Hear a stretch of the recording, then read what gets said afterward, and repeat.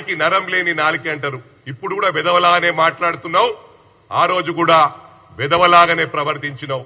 ఏమన్నావాయలా? Love affair ఏమో suicide చేసుకుందన్నావు. అంటే ఇంత గాలికి మాట్లాడే వెదవవు వేరే వాళ్ళ గురించి మాట్లాడే నైతిక హక్కు లేదని చెప్పి సందర్భంగా తెలియజేస్తా ఉన్నా. ఇవాళ ఒకటి గమనించాలా, ఆంధ్రాలో వైఎస్ఆర్సీపీ వాళ్ళు భయప్రాంతులయ్యి కొంతమంది విదేశాలకు పారిపోయినరు, కొంతమంది రాష్ట్రాలను వదిలిపెట్టి పారిపోయినరు. మా లా అండ్ ఆర్డర్ ప్రాబ్లం ఉంటే ఇవాళ మీరు ఇట్లా మాట్లాడుతున్నా అని ఈ సందర్భంగా తెలియజేస్తా ఉన్నా. ఇవాళ కాన్వాయ్ల గురించి అడుగుతా ఉన్నావు.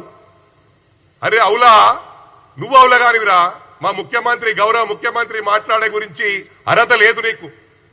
ఆ రోజు మీరు టిఆర్ఎస్ ను తెలంగాణ రాష్ట్రం రాగానే తెలంగాణ సెంటిమెంట్ అయిపోయింది అనుకుని తెలంగాణ సెంటిమెంట్ ను పక్కకు పడేసి బీఆర్ఎస్ పార్టీ ఫామ్ చేసి అటు ఏపీలో పార్టీ ఫామ్ చేసిరు. చంద్రశేఖర్ గారిని రాష్ట్ర అధ్యక్షుని చేసిరు. ఇక్కడ మహారాష్ట్రకు మీ అయ్యకేం పనుడరా? మరి ట్రాఫిక్ ఇబ్బంది అవుతుందని తెలియదా? 2000 కార్లను తీసుకొని మహారాష్ట్రకు పోయిండు. అవసరం ఆరారా కేటీఆర్ అని చెప్పి సందర్భంగా తెలియజేస్తా ఉన్నా. ఏం మాట్లాడుతున్నావురా?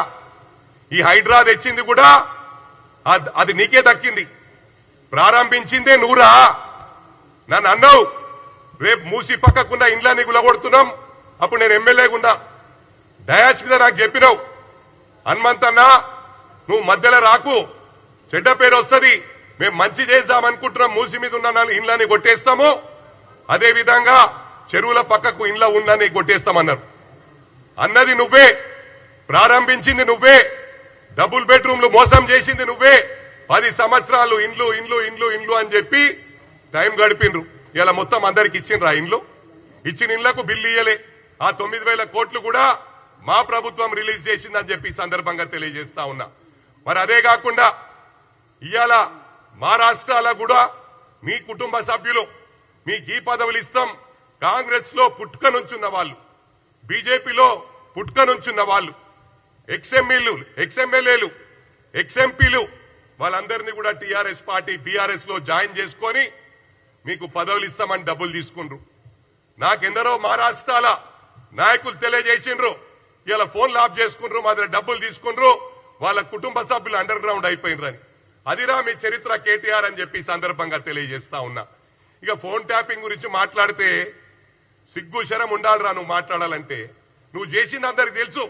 నా కుటుంబ సభ్యులే చేసినావు, నా గన్మెన్లే చేసినావు, నా దోస్తులే చేసినావు. నేను ప్రభుత్వంలో ఆ ఎన్నికలు రాకముందుకు ట్యాపింగ్ చేసిండ్రా. నీకు ఇదే పని. హీరోయిన్లు ఏం మాట్లాడుతుర్రు, వీళ్ళేం మాట్లాడుతుండ్రు. మొన్న జర్నలిస్ట్ సూసైడ్ చేసుకొని చనిపోయింది, ఆ ఘనత కూడా నీకే దక్కింది.